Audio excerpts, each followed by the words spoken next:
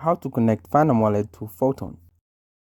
So in order to do this, first thing that you want to do is download the Phantom extension to your web browser.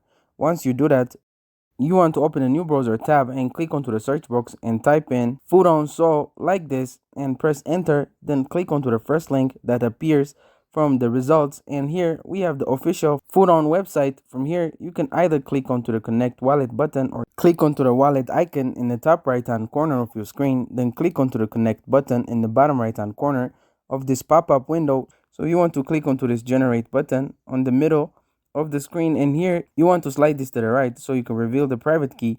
So here is the private key. You want to copy it and save it somewhere. You want to deposit your Solana. In order to start trading, to do so, you want to click onto the extension button up here and then click onto the Phantom, enter your password and click onto unlock. From here you want to click onto the A1 icon in the top left hand corner and then click onto the plus down here, then click onto the improve private key option, and here you want to insert the name, which is in case Photon, and underneath it type in the private key that you saved earlier, and finally click onto the import button underneath, and that's it. Thank you guys for watching this video. If this video was helpful, don't forget to like and subscribe to my YouTube channel.